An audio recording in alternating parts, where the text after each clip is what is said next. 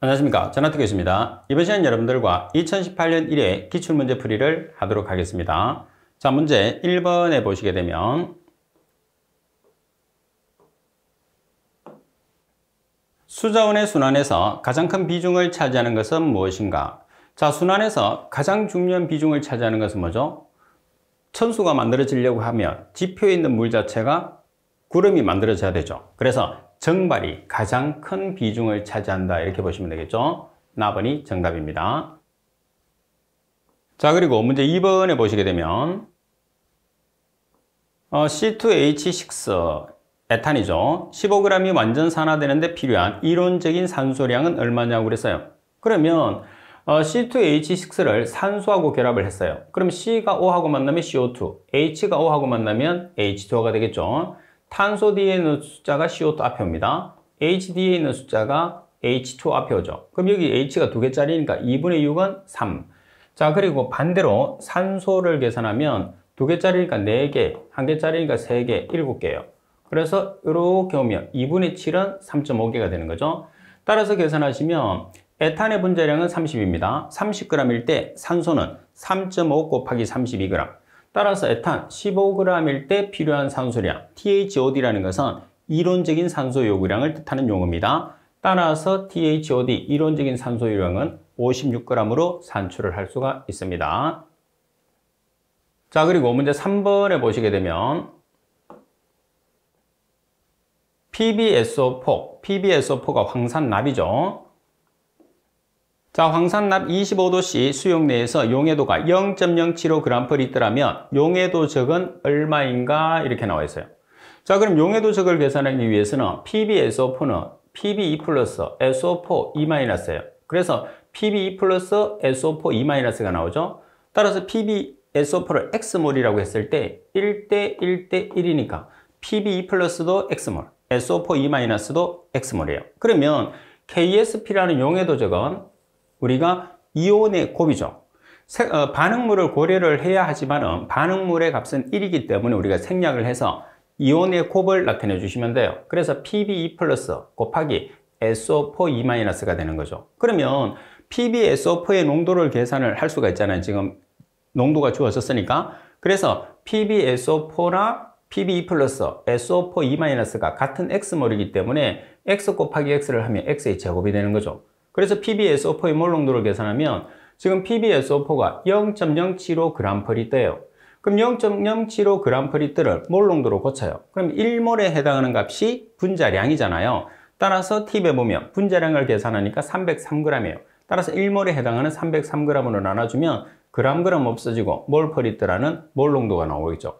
따라서 2.475 곱하기 10⁻⁴ 몰/L라는 몰 농도가 바로 뭐가 되는 거죠? X몰이 되는 거예요. 그러면 우리가 계산하는 용해도적은 식에 의해서 X의 제곱이 됐으니까 우리가 계산한 X 2.475 곱하기 10⁻⁴ 몰/L을 어떻게 하면 되죠? 제곱을 취해주면 되겠죠. 따라서 용해도적은 6.1 곱하기 10⁻8승이 되는 거죠.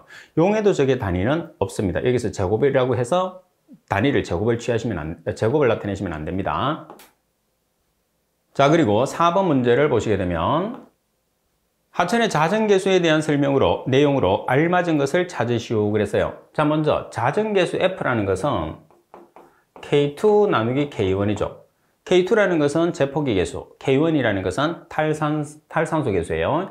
수온이 상승할수록 자전계수는 작아진다고 그랬어요. 자, 우리가 K2라는 제폭기 계수, 그리고 K1이라는 탈산소 계수, 제폭기 계수라는 것은 대기 중에 있는 산소가 녹아 들어가는 값이죠. 그래서 온도가 높으면 보통 감소한다 그러는데 그 의미는 우리나라 말이 좀 어렵죠. 녹는 양이 적다는 소리예요. 녹는 양이 적다 하더라도 녹기 때문에 증가하는 겁니다. 실제로 보면. 자, 그리고 K1이라는 것은 탈산소 계수라는 것은 유기물이 미생물에 의해서 분해되면서 산소가 소모되는 값을 뜻하는 거예요. 그럼 온도가 높게 되면 미생물이 활성화가 일어나죠. 그래서 활성화가 일어난다는 소리는 먹이를 더 많이 분해를 하기 때문에 많은 산소량이 필요해요. 그래서 K2에 비해서 K1이 온도가 높으면 더 커진다는 거죠. 그래서 산소 온도가 높을 때는 산소가 녹아 들어가는 K2에 비해서 미생물이 유기물을 분해하기 위해서 소모하는 산소의 값이 더 커진다는 소리입니다. 그래서 F라는 것은 상대적인 값이잖아요. 그래서 온도가 높으면 K1이 K2에 비해서 커져요. 그래서 자정계수는 작아져야 됩니다. 따라서 수온이 상승할수록 자정계수는 작아진다가 맞는 설명이죠. 다른 조건들은 여러분들이 기억했을 때 유속이 빠르면 빠를수록 자정이 잘 되기 때문에 자정계수가 커진다 이렇게 생각하시면 되겠죠. 온도적인 측면에서는 상대적인 값으로 판단을 해야 되기 때문에 조심을 해야 됩니다. 자, 그리고 문제 5번을 보겠습니다. 하천수의 수온이 10도씨이다. 20도씨의 탈산소 계수 K, 상용대수는 미수를 기준을 하는데 상용대수일 때 미수는 10이죠. 0.1%일 때 최종 BOD에 대한 BOD6의 B는 얼마인가 이렇게 나와 있어요. 근데 여기서 문제는 뭐냐면 우리가 지금 계산하고자 하는 하천의 수온은 10도씨예요. 근데 주어진 K1은 20도씨의 K1이 주어졌거든요. 그래서 지금 갈로 안에 있는 보정식을 이용을 해서 20도씨에 있는 20도씨로 주어진 K1을 10도씨로 먼저 전환을 해요. 자, 그런 다음에 BOD6의 10도씨에 해당하는 K1을 사용을 해야 됩니다.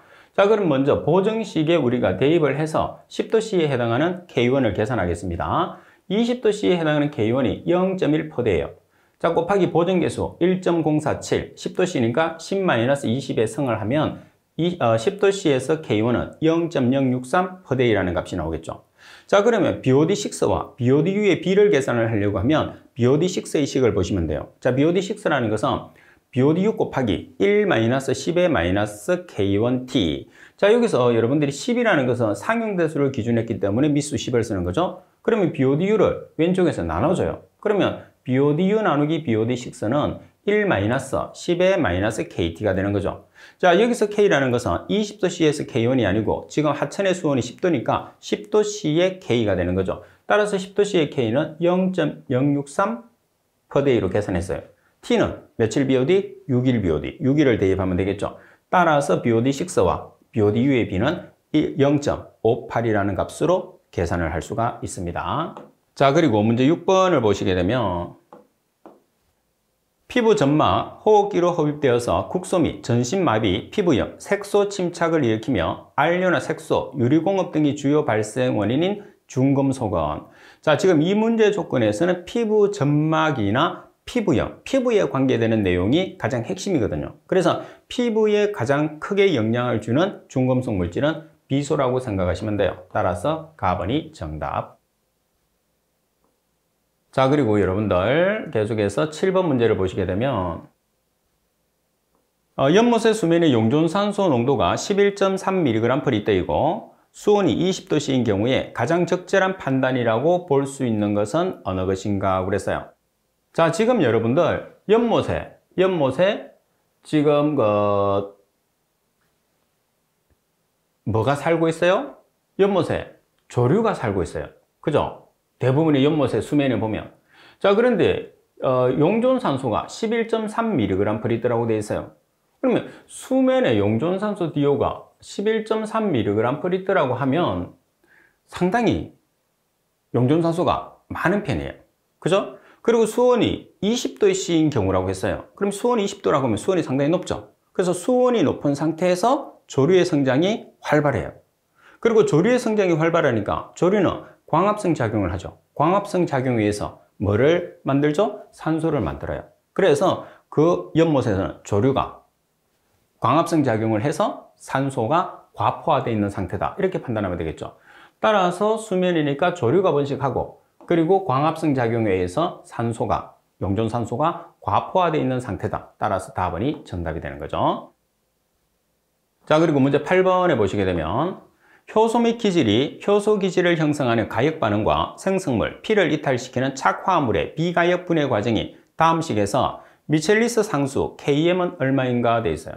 자, K1, K-1, K2의 값이 주어졌어요. 그러면 미첼리스 상수 Km이라는 것은 K-1 플러스 K2, 다시 말해서 K-1 플러스 K2에서 뭐를 나눠주느냐 하면 K1의 값을 나눠줘요. 그러면 이식만 그냥 하나 이식만 기억하고 있으면 그대로 문제를 풀어주시면 돼요. 자, 따라서 K-1, K-1이 1.0 곱하기 10의 2성 per sec. 그죠? 자, 플러스 K2. K2가 3.0 곱하기 10의 2성 per sec. 나누기 K1. K1이 지금 1.0 곱하기 10의 7성 per m per sec.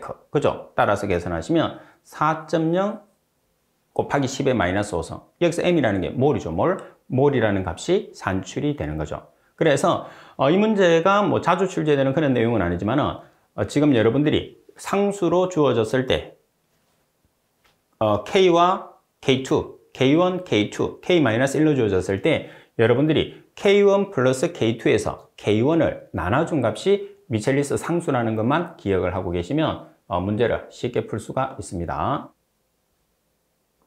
자, 그리고 9번 문제를 보겠습니다. 다음 설명과 가장 관계가 있는 것은 무엇인가? 유리산소가 존재해야만 생장하며 최적 온도는 20에서 30도씨, 최적 pH는 4.5에서 6.0이다. 자, 그리고 유기산과 암모니아를 생성해서 pH를 상승 또는 하강할 때도 있다고 그랬어요.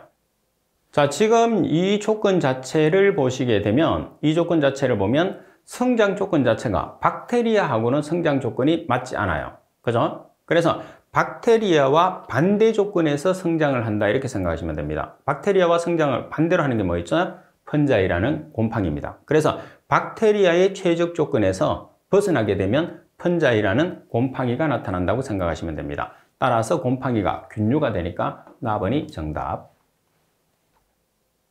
그리고 10번 문제를 보겠습니다. 폼알데하이드 CH2의 COD 나누기 TOC의 비는 얼마인가? COD라는 것은 산수량, TOC라는 것은 유기물 중에 있는 탄소량을 뜻해요. 자, 그러면 CH2O를 산소하고 결합했어요. 그러면 CO2와 H2O 나오죠. 여기서 산소량은 O2가 되죠.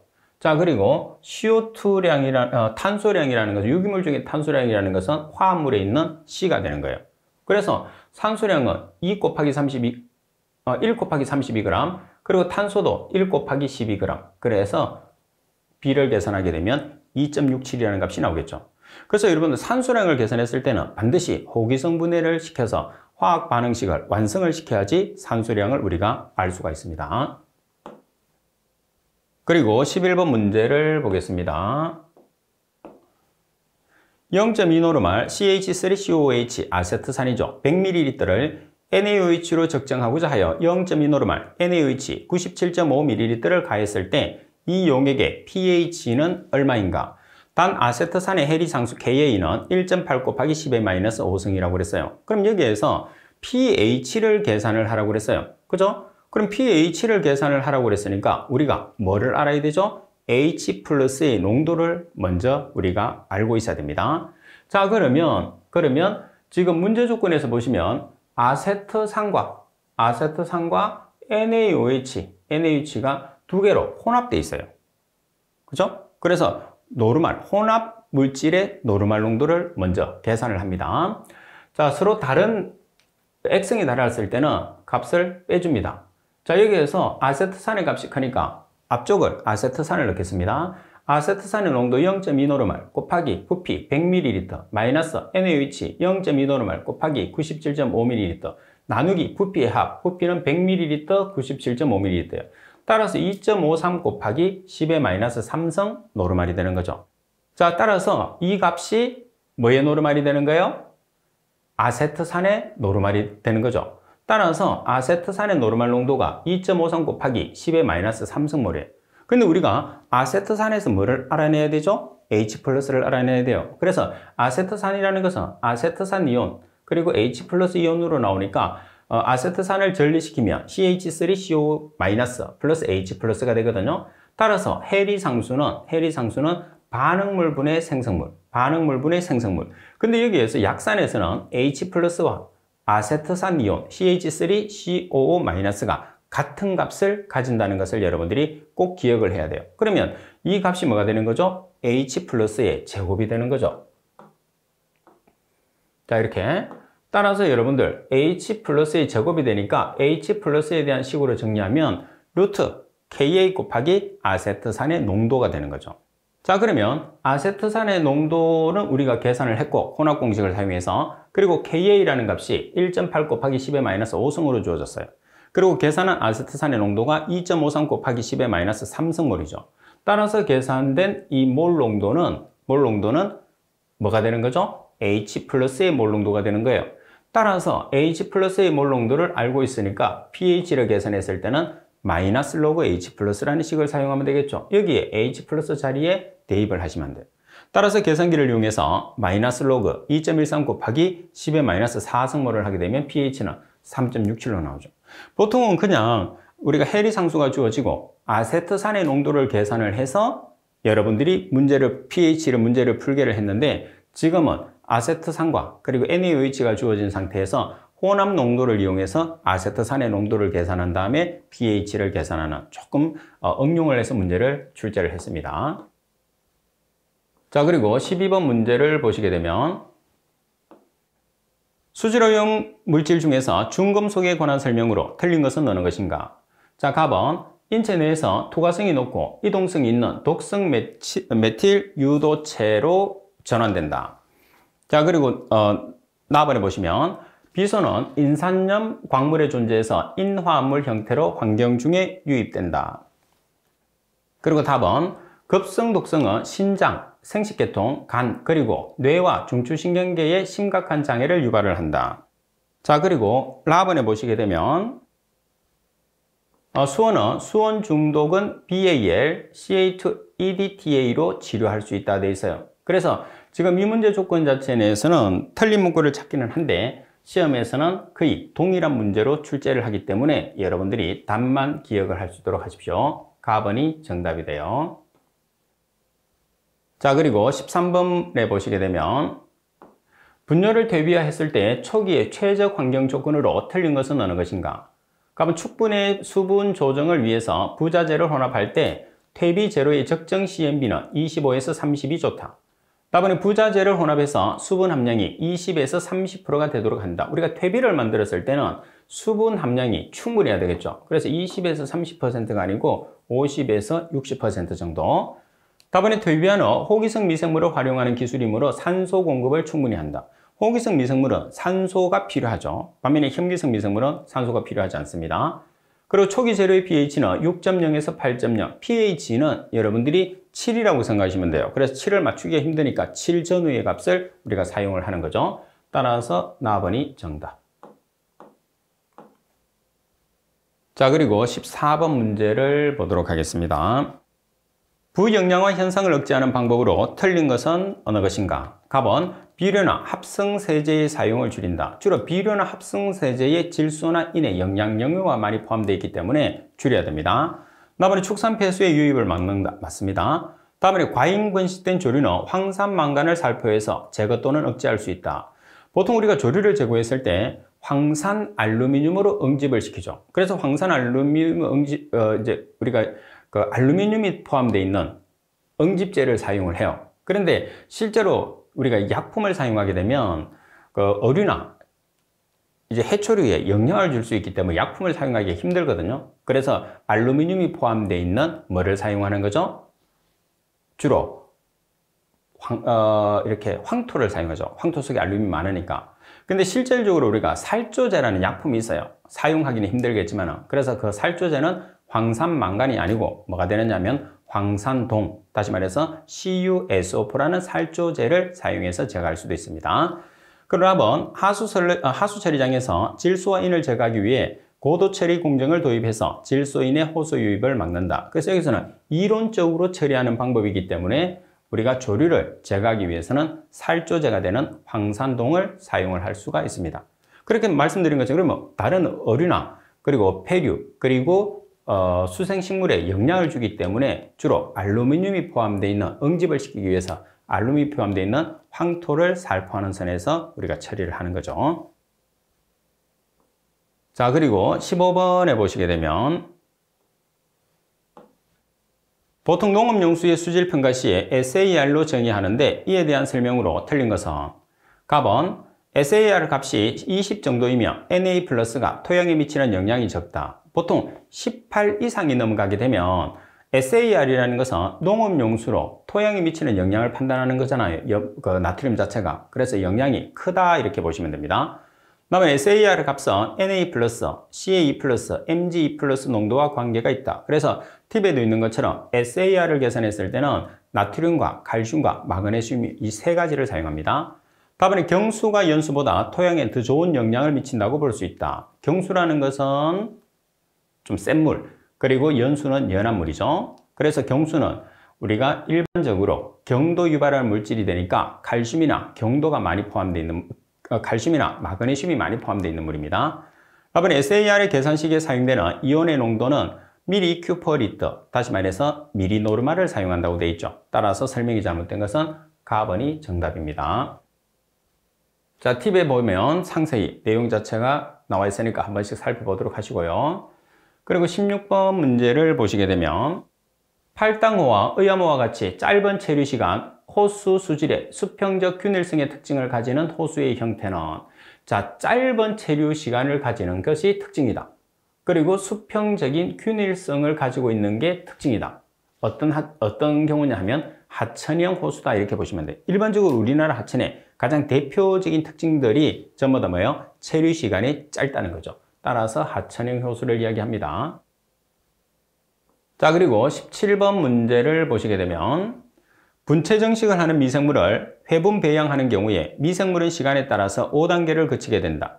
5단계 중에서 생존한 미생물의 중량보다 미생물의 원형질의 전체 중량이 더 크게 되며 미생물 수가 최대가 되는 단계는 어느 것인가 그랬어요. 실제로 원형질의 개체 수가 더 크게 된다는 소리는 생존하는 미생물에 비해서 죽어있는 미생물이 더 많아진다는 소리예요. 그러면 죽는 미생물이 더 많아진다는 소리는 먹이를 많이 우리가 먹이를 많이 공급하게 되면 실제로 미생물의 성장만 커지게 되거든요. 그게 대수 성장기예요. 그런데 먹이가 줄어들면서 도태되는 미생물이 원형질, 죽은 미생물이 된다는 거죠. 그러면은 먹이를 먹으면서 단단하게 커지죠. 단단하게 커지기 때문에 어떻게 되죠? 펄럭이 무거워져요. 무거워지니까 어떻게? 침강을 시키는 단계가 되겠죠. 그래서 17번 같은 경우에서는 침강을 시키는 단계를 설명하고 있는 거예요. 가장 펄럭이 단단하게 이제 무거워지는 시기라는 거죠. 그래서 감소 성장 단계를 설명하고 있습니다. 자, 그리고 18번 문제를 보시게 되면 공장의 COD가 5000mg/L, BOD5가 2100mg/L였다면 이 공장의 MBD COD는 얼마인가? 단 K는 BODU 나누기 BOD5의 B가 1.5라고 그랬어요. 그러면 여러분들이 COD를 나타냈을 때 COD를 반을 나눠요. 그러면 왼쪽은 BD-COD, 오른쪽은 MBD-COD예요.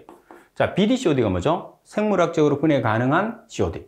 MBD-COD는 생물학적으로 분해가 불가능한 COD. 따라서 COD는 BD-COD와 MBD-COD가 되는 거죠. 자, 여기에서 BD-COD, 생물학적으로 분해가 가능한 COD는 BODU, 최종 BOD가 되는 거예요. 근데 우리가 지금 계산하고자 하는 것은 생물학적으로 분해가 안 되는 MBD-COD를 계산하라고 그랬거든요. 그럼 COD에서 BD-COD를 빼주면 돼요. 그럼 BD-COD가 말씀드린 것처럼 BODU니까 BODU를 계산해야 되거든요. 그리고 문제에서 COD가 주어졌어요. 그리고 또 뭐가 주어졌느냐? BOD5가 주어졌어요. 그러면 조건 자체에서 보면 K는 BODU 나누기 BOD5가 1.5라고 되어 있어요. 그럼 여기서 BODU는 BOD5에 얼마를 곱하면 되죠? 1.5를 곱하면 되죠. 그래서 BOD5가 2100으로 주어졌으니까 2100 곱하기 1.5를 하게 되면 BODU가 되는 거죠. 그래서 계산된 그 값을 어디서 빼주죠? 5000에서 빼줘요. 따라서 5000mg/L라는 COD에서 BD-COD, 다시 말해서 BODU 2100 곱하기 1.5 따라서 계산하시면 생물학적으로 분해가 불가능한 COD, MBD-COD는 1850mg/L라는 값이 나오겠죠. 자, MBD-COD를 이렇게 계산해도 되고 BOD5가 주어져요. 처음부터. BOD5가 주어지게 되면 BOD5 공식에서 BODU를 계산을 해도 됩니다. 자, 그리고 19번 문제를 보겠습니다. 1차 반응에서 반응 물질의 반감기가 5일이라고 한다면 물질의 90%가 소모되는 시간을 계산하시오 그랬어요. 그래서 여러분들이 반감기 공식을 사용해서 K를 계산하고 그 K를 1차 반응식에 넣은 다음에 우리가 시간을 계산하죠.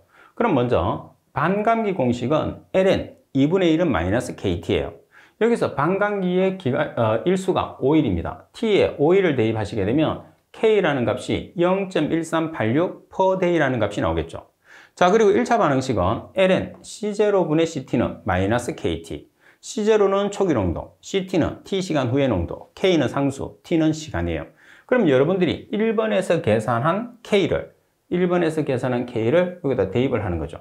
자, 그리고 초기 농도는 90%가 소모됐으니까 초기 농도는 무조건 퍼센트는 100%예요.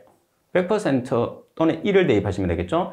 자, CT는 90%가 제거됐으니까 10%가 제거되지 않았죠. 10%를 넣든지 아니면 100-90을 넣어도 되겠죠. 자, 따라서 T를 정리하면 16.61 per day라는 16.61 day라는 값이 나오게 되는 거죠. 자, 그리고 20번 문제를 보겠습니다. 공장 폐수의 BOD를 측정하였을 때 초기 DO는 8.4mg/L, 20도씨에서 5일간 보관 후에 측정한 DO는 3.6mg/L였다. BOD 제거율이 90%가 되는 활성 슬러지 처리 시설에서 처리하였을 때 방류수의 BOD를 계산하시오.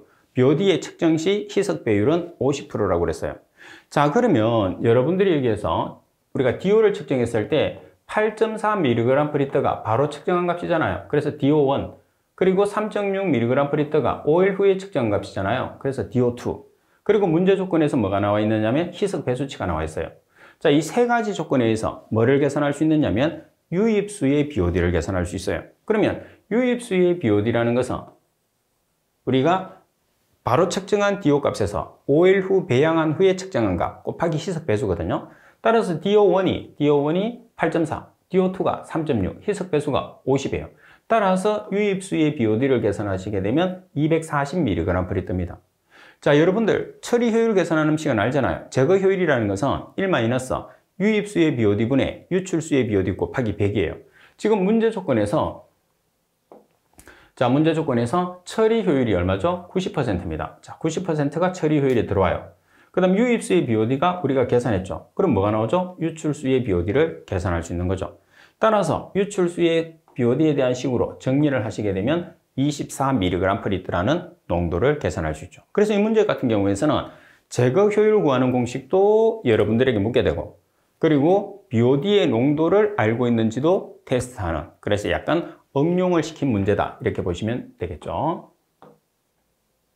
자, 그리고 21번 문제를 보겠습니다. 펌프의 회전수 N이 2400rpm, 최고 효율점의 토출량이 162m/3/h, 전장정이 90m인 원심 펌프의 비회전도를 계산하시오. 항상 문제가 나온다고 했죠. 그죠? 아주 중요한 문제입니다. 자, 비교 회전도 또는 비회전도는 N 곱하기, N이 규정 회전수입니다. 규정 회전수가 2400rpm으로 주어졌죠. Q는 토출량은 미터의 삼성 per 미니체의 단위가, 그래서 hour를 분으로 여러분들이 전환을 해 주셔야 됩니다. 2분의 1성, H, 전장정 90m죠. 4분의 3성. 자, 그러면 대입을 해보시면, 자, N이 지금 2400rpm입니다. Q는 162m의 삼성 per hour. hour를 분으로 고쳐주기 위해서 1시간에 60분을 보정했어요. 전체 2분의 1성. 나누기 전장정이 90m거든요. 90m의 4분의 3성. 따라서 NS를 계산하시게 되면 134.96rpm이에요. 그래서 여러분들이 이 문제에서 조심할 것은 뭐냐면, 항상 나오지만은 여러분들 rpm이라는 것은 분당 회전수, 초당 회전수로 나오면 초를 분으로 고치기 위해서 60을 보정을 해야 돼요. 그리고 지금처럼 토출량의 시간 단위는 미터의 삼성 per 분이 돼야 되는데 hour나 day로 나오게 되면 분으로 반드시 보정을 해서 문제를 풀이해야 된다는 거죠. 항상 출제가 된다고 생각하고 꼭 준비를 해 놓으셔야 됩니다. 자, 그리고 22번 펌프의 공동현상에 대한 내용으로 틀린 것은, 펌프에서 발생하는 문제점이 공동현상이라는 캐비테이션, 그리고 수격작용, 그죠? 그리고 서징 현상, 이 세 가지도 자주 나오죠. 그 중에서 공동현상이라는 캐비테이션이 가장 많이 나옵니다. 답은 공동현상이 생기면 소음이 발생을 한다. 답은 공동 속의 압력은 절대로 0이 되지는 않는다. 답은 장시간이 경과되면 재료의 침식이 생기게 된다. 답은 펌프의 흡입 양정이 작아질수록 공동현상이 발생하기 쉽다. 지금 조금 전에 우리가 계산을 했잖아요. 그러면 흡입량 Q가 크면 클수록 공동현상이 커질 가능성이 높죠. 왜? 많은 물을 흡입을 해야 되니까 공동현상이 생기게 되는 거죠. 따라서 흡입 양정이 지금 여기서는 이제 우리가 토출량이 많을수록 우리가 생기기 쉬워요. 자, 그리고 흡입 양정이 작아질수록이 아니고 흡입 양정이 클수록 공동현상이 발생되기가 쉽다. 흡입 양정이 커지면 커질수록 우리가 펌프를 이용해서 물을 끌어올리는 높이가 높아진다는 소리가 잘 안 끌어올라지잖아요. 그래서 공동현상이 생긴 거죠. 유량이 많으면 많을수록 우리가 펌프를 이용해서 물을 끌어올리기 힘들잖아요. 그래서 양정현상, 우리가 공동현상이 생기는 거예요. 자, 그리고 이제 또 조금 더 이렇게 내용상으로 보면 조금 더 정확하게 표현을 하려게 되면 흡입량을 상대를 해야 됩니다. 그래서 흡입량이 많으면 많을수록 공동현상이 생기기가 쉬워요. 자, 그리고 23번 문제를 보겠습니다. 자, 펌프의 토출 유량은 1800m의 삼승/hr, 흡입구의 유속은 4m/s일 때 펌프의 흡입 구경은, 자, 흡입 구경도 상당히 자주 나오죠. 흡입 구경 D는 146 곱하기 Q 나누기 V예요. 자, 여기서도 조심할 것은 Q라는 토출량의 시간 단위가 분, 유속의 시간 단위가 세트라는 걸 꼭 기억을 해야 됩니다. 자, 그러면 D는 146 곱하기 1800m의 삼승/hr, hour를 분으로 고쳐줘야 돼요. 그래서 1시간에 60분을 보정해 놨습니다. 나누기 유속이 4m/s 그대로 대입하죠. 자, 루트를 씌워서 계산하시게 되면 399.84mm라는 값이 나오게 되는 거죠. 상하수도에서는 계산하는 문제가 한번 나왔던 문제는 계속적으로 나온다고 보고 준비해 놓으셔야 됩니다. 자, 24번 하수 관거 개보수 계획 수립 시에 포함되어야 될 사항이 아닌 것을 찾으시오 그랬어요. 답은 불명 수량 조사, 답은 개보수 우선순위의 결정, 답은 개보수 공사 범위의 설정, 답은 주변 인근 신설 관거 현황 조사. 우리가 개보수를 했을 때 신설 관거의 현황을 조사할 필요는 없죠. 개보수해야 되는 관거가 중요한 거니까 따라서 라번이 정답. 자, 그리고 25번 문제를 보겠습니다. 자, 단면이 지름이 0.5m에서 유속이 2m/s일 때 단면 2번에서 지름이 0.2m에서 유속은 얼마인가? 자, 만간 기준. 여기서 유량의 변화는 없다고 그랬어요. 그럼 지금 여러분들이 보시게 되면 1번 조건과 2번 조건이 있어요. 그래서 1번 조건과 2번 조건에서 유속을 계산하는데 보시다시피 직경과 유속이 있거든요. 그러면 식을 여러분들이 한번 보세요. 자, 유량이라는 것은 단면적 곱하기 유속이에요. 그럼 단면적 곱하기 유속인데 단면적은 4분의 파이 D의 제곱, 유속은 V죠. 근데 지금 조건 자체에 보시게 되면 유속과 직경이 나와 있으니까 이 문제는 비례식으로 문제를 푸시면 안 돼요. 그래서 비례식으로 문제를 풀지 않고 어떻게 해야 되느냐면 첫 번째 지점에 4분의 파이 D의 제곱 곱하기 V는 두 번째 지점에 4분의 파이 D의 제곱 곱하기 V라는 식으로 문제를 풀어야 되죠. 그래서 첫 번째 지점에서 말씀드린 것처럼 4분의 파이 D의 제곱 곱하기 V를 하게 되면 직경이 지금 밑으로 고치면 0.5m죠. 그래서 4분의 파이 곱하기 0.5m의 제곱 곱하기 유속이 2m/s는 두 번째 지점, 직경을 밑으로 고치면 0.2m죠. 4분의 파이 곱하기 0.2m의 제곱 곱하기 V. 따라서 V의 값을 계산하는 거죠. V의 값을 계산을 하려고 하면 왼쪽의 값에서 여러분들 왼쪽의 값에서 뭐를 나눠주는 거죠? 4분의 파이 0.2m의 제곱을 나눠주시면 되죠. 따라서 V라는 값을 계산하면 12.5m/s라는 값이 산출이 되는 거예요. 자, 그리고 26번 문제를 보시게 되면 상수도 치수 시설 중에서 취수틀에 대한 내용으로 틀린 것은 어느 것인가? 답은 구조가 간단하고 시공도 비교적 용이하다. 답은 수중에 설치하므로 호소 표면수는 취수할 수 없다. 답은 단기간에 완성하고 안정된 취수가 가능하다. 답은 보통 대형 취수에 사용되며 수위 변화에 영향이 적다 되어 있어요. 자, 여기서 여러분들이 취수틀입니다. 취수틀. 그럼 취수틀 같은 경우는 하천의 가장 중앙 부분에 설치하죠. 그래서 우리가 대형 취수 같은 경우에서는 거의 사용을 할 수 없어요. 그래서 보통 중소량 취수에 주로 많이 사용되는 게 취수틀이다. 이렇게 여러분들이 보시면 됩니다. 자, 그리고 27번 문제를 보시게 되면 다음 하수 관로에서 평균 유속이 2.5m/s일 때 흐르는 유량은 얼마인가 돼 있어요. 자, 우리가 유량을 계산한다는 소리는 단면적 곱하기 유속을 하시면 돼요. 자, 그런데 지금 여기 보시면 여러분들이 단면적을 계산을 했을 때 H, 지금 H가 2m가 되는 거죠. H 곱하기 밑변 플러스 윗변. 밑변 플러스 윗변. 그래서 지금 B1, B2라고 얘를 나타내면 밑변 플러스 윗변 곱하기 H가 뭐가 되느냐 하면 면적이 되는 거예요. 자, 곱하기 속도 V를 하게 되면 유량이 되는 거죠.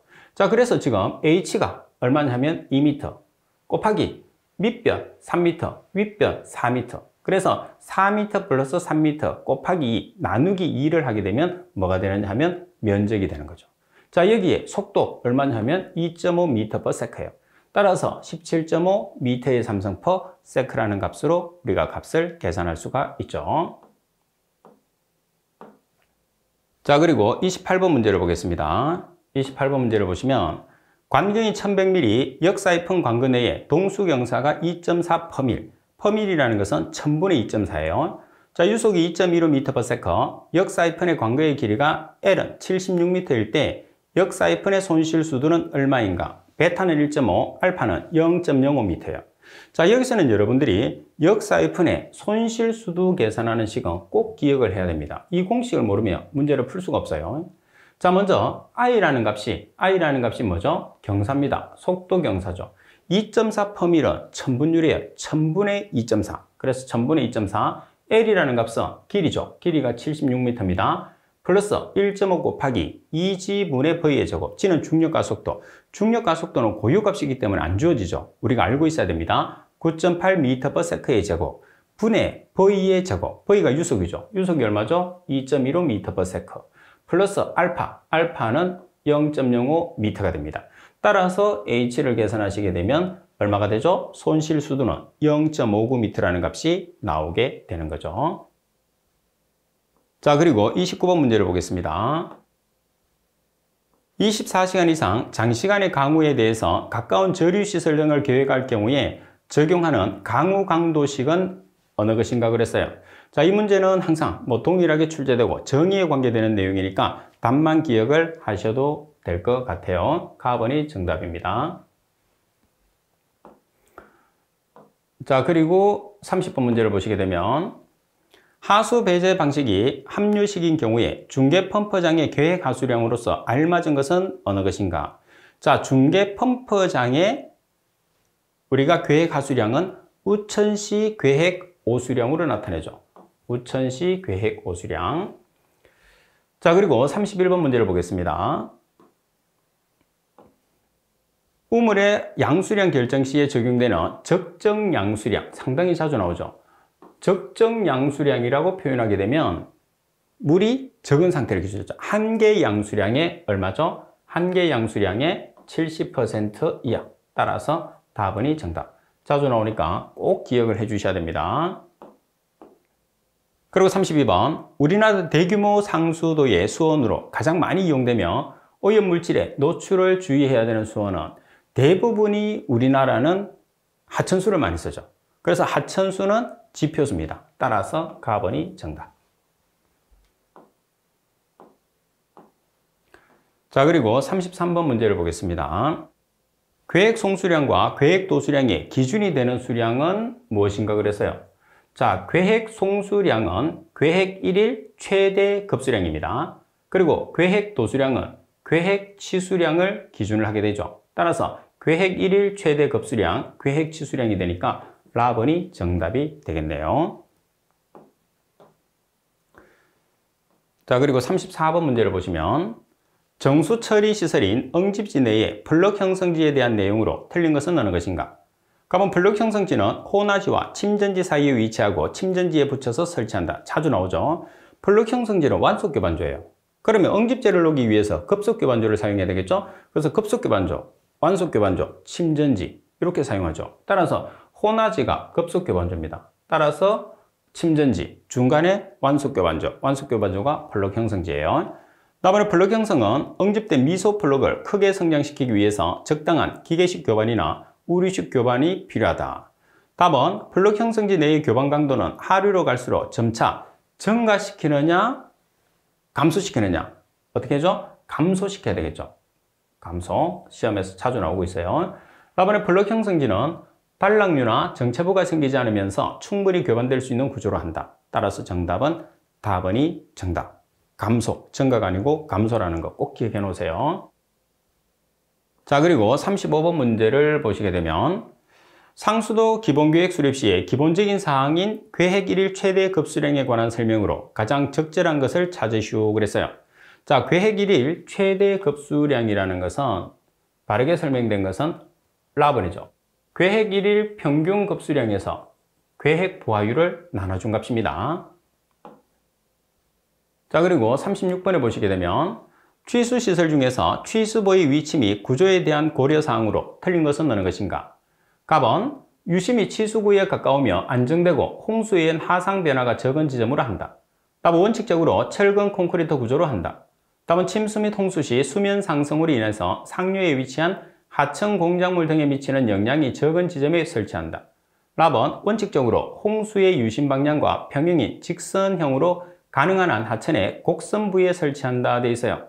자, 라번이 틀렸는데 한번 살펴보겠습니다.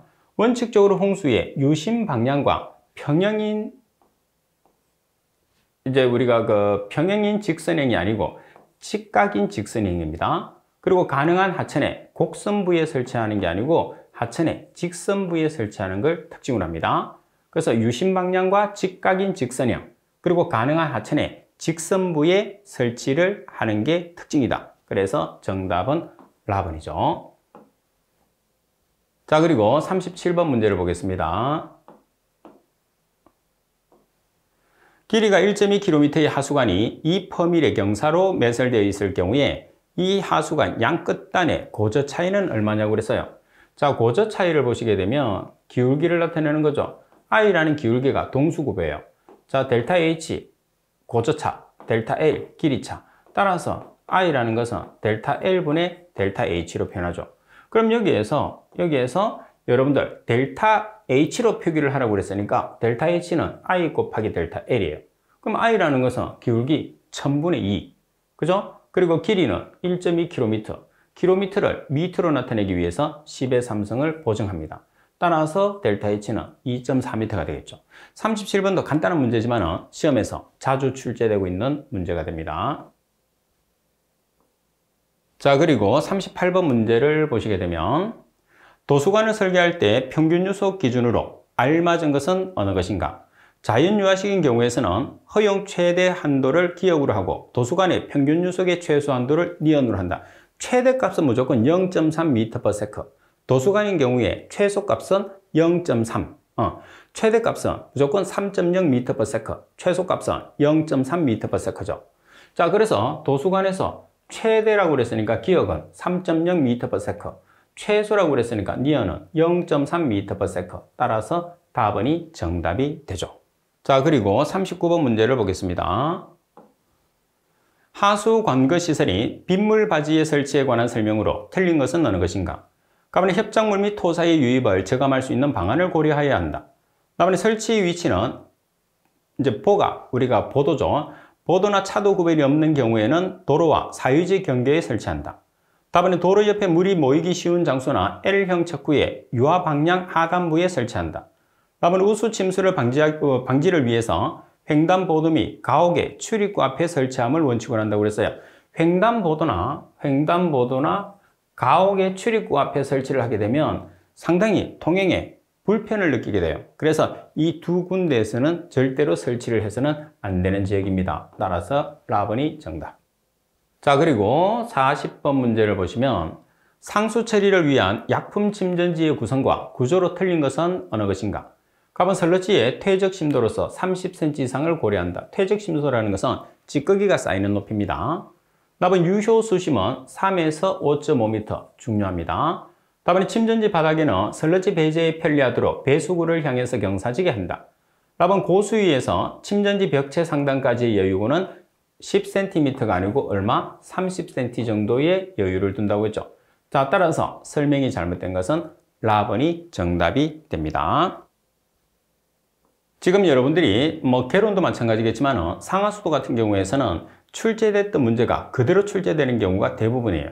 특히 문제 같은 경우에서는 숫자만 바꿔서 출제되는 경우가 많기 때문에 여러분들이 계산 문제 중에서 한번 출제됐던 문제들은 반드시 공식을 숙지해서 새롭게 출제했을 때는 여러분들이 틀리는 문제가 없도록 완벽하게 준비를 해야 되죠. 그래서 상하수도에서는 다른 과목에 비해서 범위도 좁고 여러분들이 고득점을 올릴 수 있는 아주 여러분들에게 유리한 과목이라고 생각하고 공부를 해주세요. 자, 이번 시간 수업은 이것으로 마치도록 하겠습니다.